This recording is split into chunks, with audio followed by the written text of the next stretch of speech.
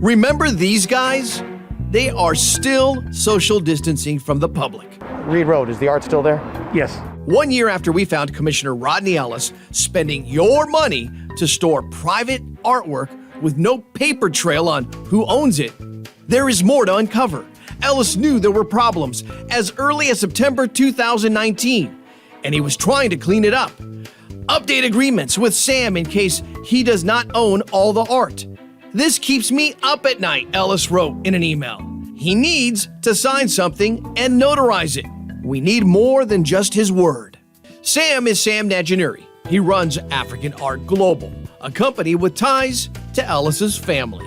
Najanuri is the man who allegedly owns the private collection. At 4:32 a.m. he wrote, "We need to update agreements with Sam in case he doesn't own all the art. This keeps me up at night." Why did it keep you up at night? I don't know. I guess I was up.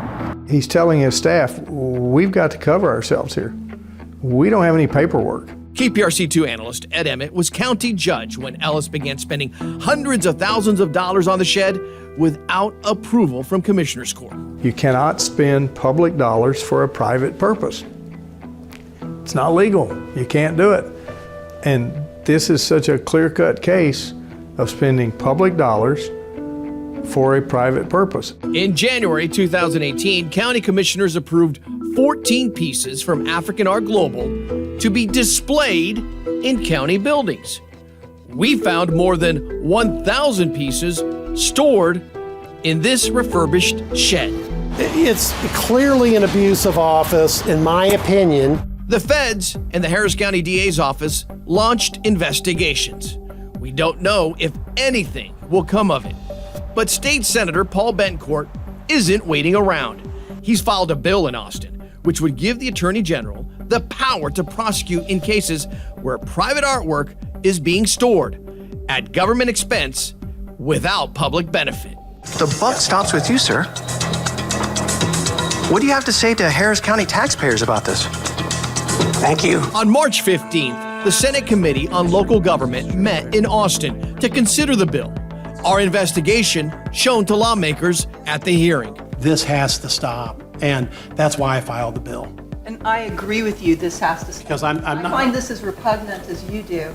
Both sides of the aisle expressing concern over how hundreds of thousands in public funds were used to store a private art collection. It's obvious in this case, probably somebody should do something. So if you want to ask a question, I'm asking a send tough statement question. and we'll respond. Ellis is fighting to make this go away.